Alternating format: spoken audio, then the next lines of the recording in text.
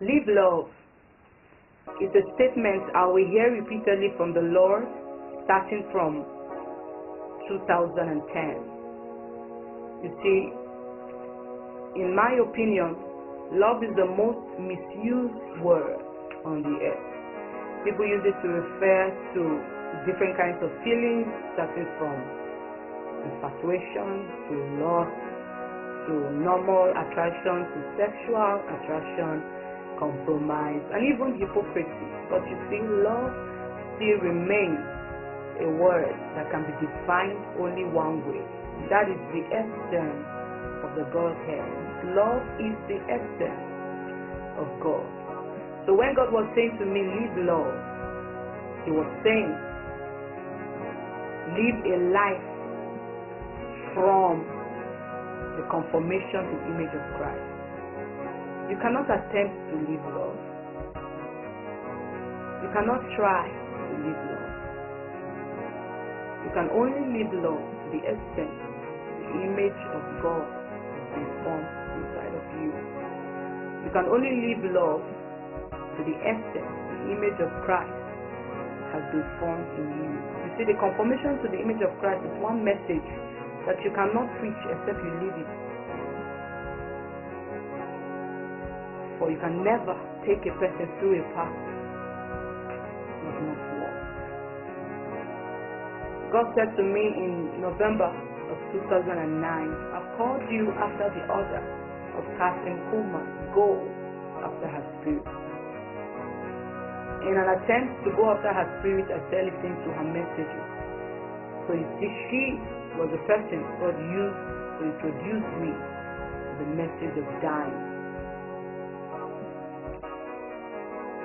While in Namibia, Windhoek, Namibia, crossover service from 2010 into 2011. At this point, I'd been listening to Catherine Kuhlman for a little over a year.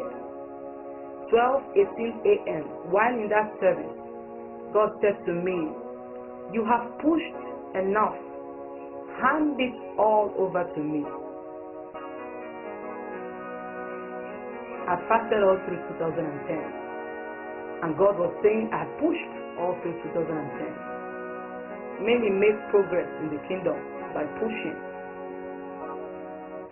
You can push your way through fasting, praying, studying the word, and make some progress in the kingdom. I know this by experience. And then I asked the Lord, how? After I heard that statement, hand it all over to me. You have pushed enough.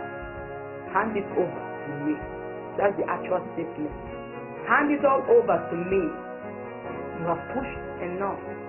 Hand it over to me. I asked the Lord, how? And later that day, 12:40 p.m. afternoon, He said to me, lay down your body on the altar of sacrifice. Present it as a living sacrifice. He said, it's only your flesh that gets in my way. Things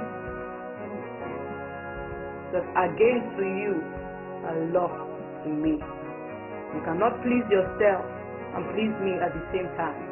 One, we have to bow for the other. He said, you must suffer the loss of all things. You must suffer the loss of all things in me. And that day, I said, Lord, I present my body to you. I surrender. I die today.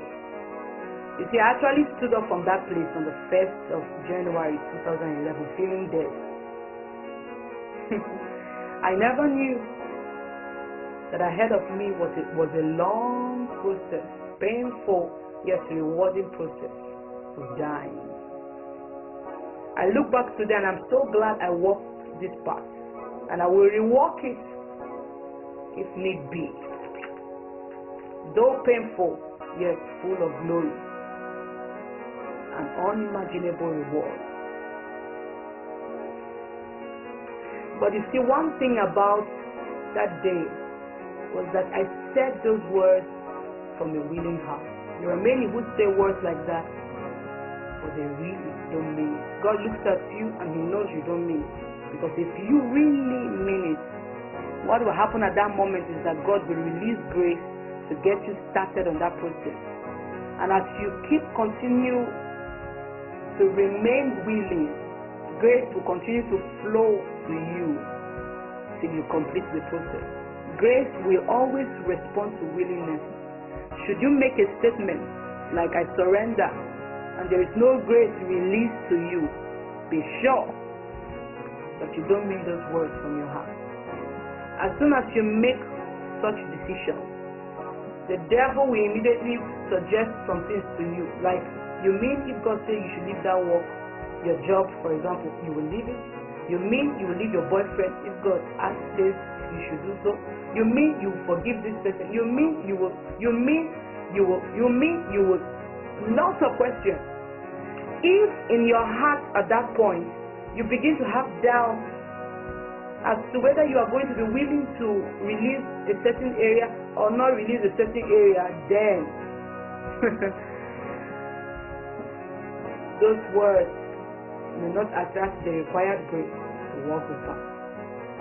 But if at the point the devil suggests all of that to you, the thought in your heart is, yes, I know that all of this will be painful to let go, but I will do it. I just need you to help me, Lord. Then grace will respond to you. 2 weeks after that day, still in January of 2011, and still in Namibia, God said to me one morning, go to the house opposite you and evangelize to the people there. I was new in that environment, new in that country, so I didn't know who stayed in the house opposite.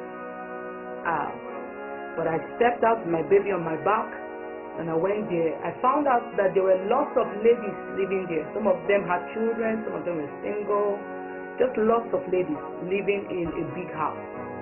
So I started with the first one. Now, before this time, I had a reputation of never preaching to anyone without that person accepting Christ. I used to go for evangelism alone before I left Nigeria for foreign mission. And before then, I never spoke to a person who refused to receive Christ. Now, I spoke to the first lady. She said, I'm not really ready, interested. I went to the next person, similar thing. I went to the next person, the same reluctance. The next person, the same story. One other one didn't even want to listen to me. And then the final one said she was sick. And I said, can I pray for you? And she said, no. That's my first time of hearing a sick person who doesn't want to pray for.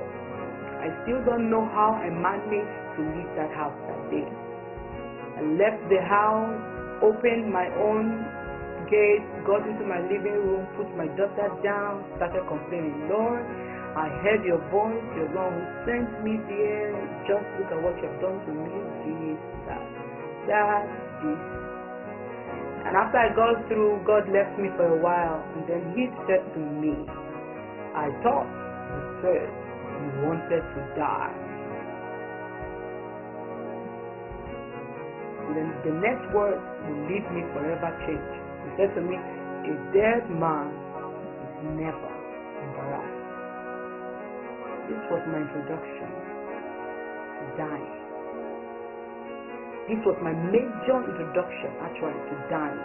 Because before this time, the Lord had said to me before, pray for somebody who was rude to you, go back and talk to somebody who was rude to you, you know, little things here and there. But this was my major introduction to dying. 1 John chapter 2 and James 4:4 tells us that friendship with the world is enmity with God. Love not the world, nor the things which are in the world. If the love of the world is in you, then the love of the Father is not in you.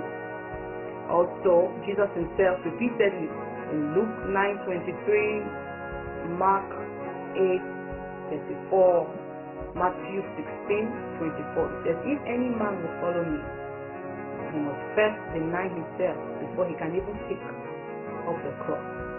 And then finally, we see in Galatians chapter 5 verse 17, the Bible says that the flesh is contrary to the spirit, So you see, the world, self, and flesh are contrary to God. You must of necessity die to the world, to yourself, and have your flesh crucified. You see, at the point you die, it's like you glide through life. The wind of the Holy Spirit moves you without any restraint. Before dying, there are lots of challenges in life. While you are dying, there are lots of challenges in life. After you die, there will still be lots of challenges in life. The only difference is that the person who is dead glides through life. You go through a lot of challenges, yes, but the Holy Spirit is practically moving you through life without any restraint from you. To the extent you die, to that extent, the Holy Spirit can move you without you restricting Him. But when you die fully, you are fully carried by the wind.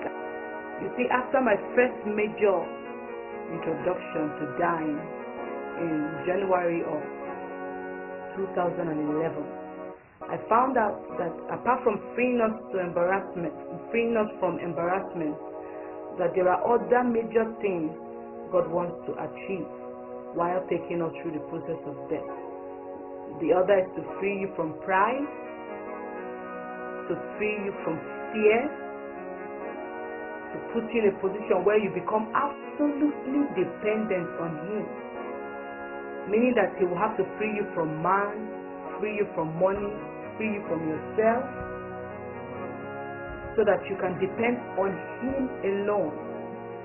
And then finally, free you from every unnecessary attachment to the world. In 2012, the next year, I just had a baby, a second baby. 2 weeks from the time I had that baby, God began to tell me, continue in your journey, build up your faith. There are lots of things ahead. I never had time to rest. From 2 weeks after that delivery, I plunged right into my spiritual walk, into fasting, into praying, until I even started having blackouts as a result of a lot of fasting. But this was crucial, because in February of 2012, I had received a revelation from God on the level of authority I had been called to walk in. I stepped right out and started using that authority. For 1 week, every single thing I decreed came to pass. What I did not know was that being called to use an authority or to walk in a certain level of authority required training and a release from God. God calls you, trains you, and then sends you. It means that He releases you to begin to use that authority. I used it prematurely without being prepared for it, and opened myself up to 8 months demonic attacks. What an experience. But you see, today I look back and I saw that to die to the world, I have to first get to know and be free from the God of the world. I tell people that the devil you are afraid of, I know him. 8 months of terrible experience. And you see, God will tell me repeatedly during that period that you also needed this experience, that you must have compassion on those who all their life have been subject to demonic attacks. Let me just say this at this point. Many of my stories are extreme. Reason being that my assignment is extreme. If you're required to walk a path that is as difficult as your assignment is large. And let me also put this in at this point. We are all different. So we are weak in different areas. God will use different things to achieve the same result in us. Because what will get me embarrassed might not be what will get you embarrassed. What will get me afraid might not be what will get you afraid. So to free us from fear, from pride, from embarrassment and all of these things, God will use different experiences. So don't expect the very same things that happened to me to happen to you. Also note at this point, very crucial, that these three phases of death I always refer to overlap. Death to the world, death to self, crucifixion of the flesh, overlap. It means that while you start going through the process of death, you are dying all of these different deaths at the same time. So, but by the time you complete death to the world, you would have died to self to an extent. So you just have to continue on in the process of dying to self till you complete it. By the time you complete dying to self, you would have walked on the path of crucifixion to the crucifixion of the flesh to an extent. So you just have to complete that process as well. Now, I was launched into that experience of 8 months attack from hell. By that, I in the end was free from the God of this world. You see, when we talk about dying to the world, it means that the world is still existing,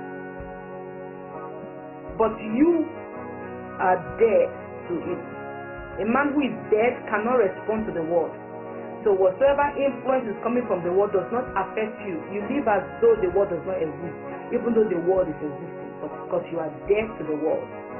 That experience, that 8 months experience of demonic attack, now raised me to somebody who can live as though there is no devil, who is the God of the world. Within the first month of that experience, while I was in foreign mission at this point in Lusaka, Zambia, I lost my only younger brother in a ghastly motor accident. He died on the spot. He was 20 years. That boy meant so much to me. That experience freed me from the world and every unnecessary desire to live beyond the period of time ordained for me to fulfill destiny. You know, that experience made me think about the world and really what is here. If my baby brother has gone to see Jesus, why should I be interested in staying here more than is required? So you see, that experience freed me totally from every unnecessary attachment to this world. And then shortly after that, I was launched into a long period that was very painful. I will not go into all the details, but at this point, I was put under an authority that by all means wanted to paint me to be what I'm not, to people who had held me in high esteem. I had to get comfortable with men thinking one thing about you when you know you are a different thing entirely. I had to get comfortable with being misinterpreted, misunderstood, and by all these experiences, I was totally freed from the fear of man. Realizing that in my walk, I didn't have to look at anyone, I didn't have to look at myself, I only had to look at God. And as long as God was on my side, as long as I was right with God in a situation, I didn't have to bother about what men thought. This was very painful because I was accused, lied upon, and painted to be who I was not. But you see, God used all of that to free me totally from the fear of man. I live as though there is no man on the earth. Now this is very crucial. If you don't learn to be absolutely dependent on God and free from men, you will live a life of compromise and a life of hypocrisy. Death to the world is the foundational death faith. It's the foundation of all these other ones. God used dying to the world to get me ready for the other 2 levels of death. As at January of 2013, God said to me, "You have died." I was so happy. But shortly after that, I started noticing that I still made some mistakes. I still acted in some ways that I knew were not right. And I asked the Lord, I said, no, if I'm dead, if I really died, I shouldn't do this and that. You see, this was a serious issue for me. It was a burden for me. So I asked the Lord repeatedly about it. And then after about 3 or 4 weeks of me consistently asking the Lord about it, He said to me, you only die to the world. It's time to die to self. And that's how I made up my mind, and I told the Lord I was willing to go. Despite all the pain of the last phase, I still wanted to continue until I become like Him. And then I started that faith. You see, death to self is the core phase of death. In fact, it's the real death. That phase was so painful. It took me 22 months to get through to the end of that phase, at that point. At the end of that 22 months, I walked about the streets of the city I lived in crying. I could not control the tears. I was totally broken, completely stripped of everything that is dignifying. You see, Jesus in Philippians chapter 2 verse 6, the Bible says He made Himself of no reputation. That's what death to self is about. God will strip you. I was stripped of everything I ever had. I was stripped of every single honor and dignity in quotes.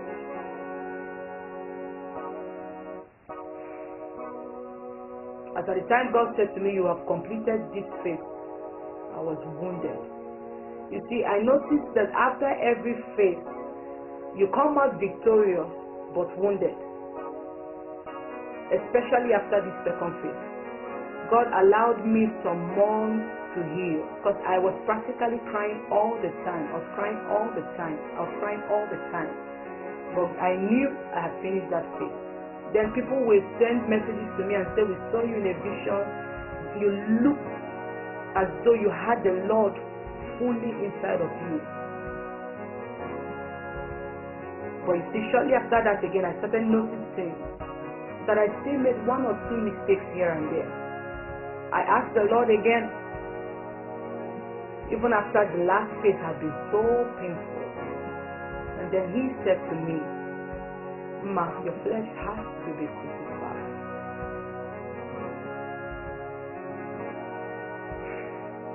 Yes, even with the pain I had gone through, I still said, Lord, I'm willing. I exist for your pleasure. Do with me as you please. At the time you finish or you complete the process of dying to self, the image of Christ is fully formed inside of you, because you would have stepped out and allowed Him to fill all of you on the inside. But yet you still have weaknesses in your flesh. These weaknesses will attempt at every point to restrict the flow and the expression of the image of Christ that has been fully formed in you. This is the reason why the crucifixion of the flesh is compulsory. By the time your flesh is crucified, nothing will restrict the flow and the expression of the image of Christ that is fully formed in you as at the time you die to self.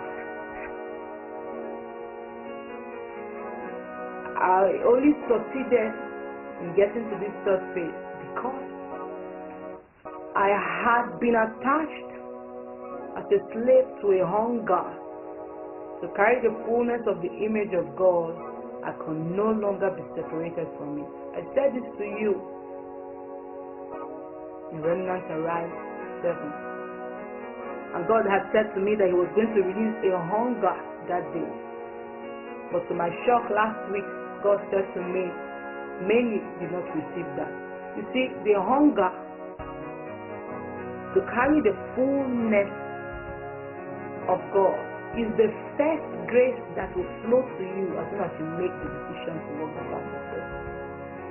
if you never receive that hunger, you will never be able to finish one phase, not to talk of going through the second or the third. It's that hunger that will keep moving you back into the past, to go through the pain, to go through the process, to make all the sacrifices. You can't be free again from that hunger. You see, this ministry is not for joke.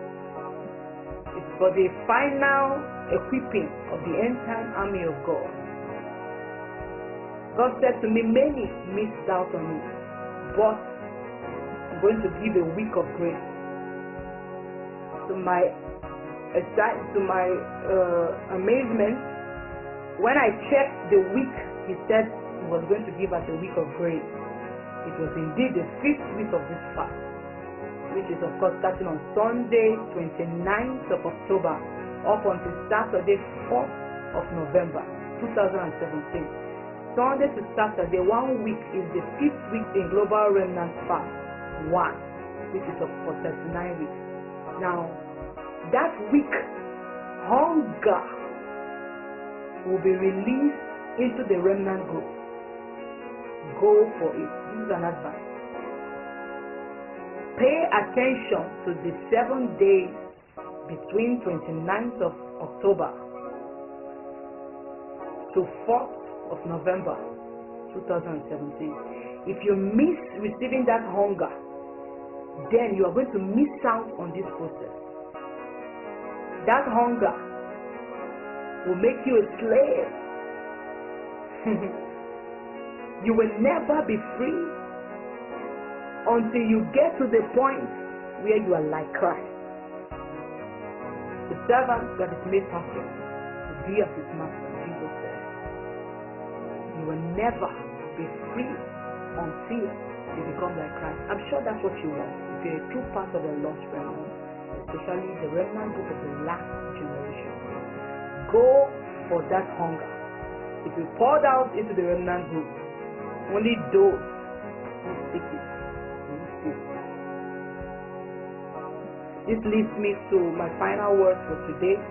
I have a warning for 2 groups of people. 1, if you're not a part of the lost remnant, stop watching Remnant Arise. Now, Remnant Arise, as the name says, is for the remnant group of the last day church.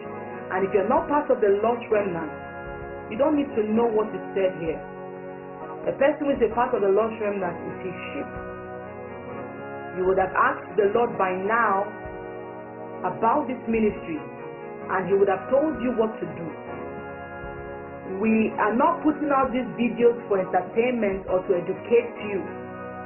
It's for the equipping of the last day army. You are either part of the remnant group, which makes you a part of the last day army, or you are not. And if you have clarified that from the Holy Spirit, then register on the website. If you are not registered on the website, you are not part of the lost remnant. You are not to engage in this fast, because it's global remnant fast, not for everyone. Please also stop watching the episodes of Remnant Arise. This is a warning. And even though this is a warning, I think you can also take it as an advice. Luke 12:47 and 48 tells us that it's better that you do not know the will of God than to know the will of God and not prepare yourself to do it. The second warning is to those people who believe that they are part of the lost remnant. 1 Corinthians chapter 8 verse 1b, it says, knowledge puffeth up, but charity edifieth. If you learn everything that is said in Remnant Arise and you do not follow the path of death through, you will expand like a balloon but be empty inside. Those who walk through the path of death will expand as well, but they will have substance inside, more like a watermelon. You see, pride is the singular major weapon the devil used to bring people down. Knowledge will definitely bring pride if you are not growing in the image of Christ. If you are part of the lost remnant, believe God for grace and receive the hunger to walk through the path of death. A time will come when it will show if you have expanded like a balloon or you have substance inside of you. Pride is risky. It brings a person down. This ministry is sent to all of the body of Christ. But the Lord has said to me, the remnant group will arise first. They are the ones who are a part of the Lord's end time army. As soon as they arise, the time for all of the body will come. And when that time comes, I'll let you know. Please listen to the following announcement. The Lord said to me yesterday, you will take 4 weeks break from recording Remnant Arise video. It came to me as a shock because even though God had told me 2 weeks ago that you would take regular breaks, I wasn't expecting the break to come this soon. So 4 Fridays, 3rd of November, 10th November, 17th November, and 24th of November, there will be no new episodes of Remnant Arise. The next time you will hear from me will be on Friday, 1st December, as I usher you into the 3rd month of the 1st trimester. I officially welcome you into November. Looks like yesterday we started the fast, but in a few days' time, we are already in the 2nd month. I welcome you to November, the 2nd month of the 1st trimester of Global Remnant Fast 1. The biblical books for November is the book of Joel. Believe God for grace to clarify your assignment. Please, this is an instruction. Bring out all your notes, your vision books, everything you've written about God's plan for your life, and begin to tell the Lord to make all the boundaries clear. They walk everyone in their way. Joel chapter 2, they do not break their ranks. That's the last day army. So you need help to clarify that. Ask God to give you grace. Bring out all your vision books and start clarifying your path. The biblical books are Joel, Haggai, and Ephesians.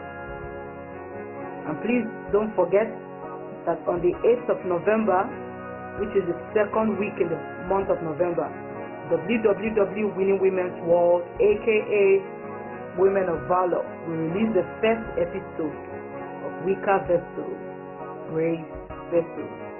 Also, Remnant Arise 3 was mistakenly deleted from our Facebook page, so we're going to re-upload that.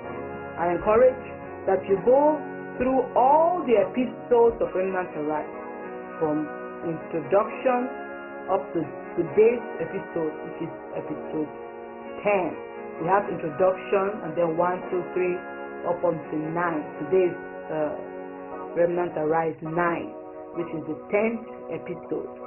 Please go through all of them during this period. You see, the major reason for this break is this: the bride of Christ must be refocused on the groom alone. You don't have to get yourself tied to anyone. You don't have to hear anyone to keep pursuing the Lord. This is the major reason why the Lord will be asking you to take breaks from time to time. You must never get so used to hearing anyone to keep following the Lord. The bride of Christ, made up of the remnant group of the last days, the church of Christ on the earth today, must be pointed back to the loving Lord that is there. He is the only one you need all the time. His Holy Spirit is with you all the time. You don't need to hear me. He needs to talk to you. You have to learn to hear him. Seek him until you find him. You must know his voice if you're part of the remnant. You must be sure of his voice. All these breaks will help you do that. I advise that you go through all the episodes ever released from the 1st to today's episode. 10 of them. Please, if you are convinced that you are part of the Lord's remnant of the last days, go to the website and just register. Fill the remnant membership form. Finally, I'd like to say that before now, when I record episodes and we upload them, I share them on my Facebook page, which I'll continue to do, but I send them also as messages to people on Messenger. I also share them with some groups on Facebook. Now I'm going to stop that after this episode. By the time we resume recording Remnant Arise by the 1st of December, if you are really part of the Lost Remnant, then you know where to find the videos. They are either on our Facebook page, on our website, or on our YouTube channel, all at CKM Interdenominational. www.ckminterdenominational.ck is our website. Our Facebook page is CKM Interdenominational. Our YouTube channel is also CKM Interdenominational. I advise you, if you really think you're part of the Lost Remnant, please like our Facebook page or subscribe to our YouTube channel, or at least remember that the next episode will be coming out on the 1st of December. When I upload it on all of these mediums, I will stop sending it to individuals or posting it on group pages. God bless you. In Jesus' precious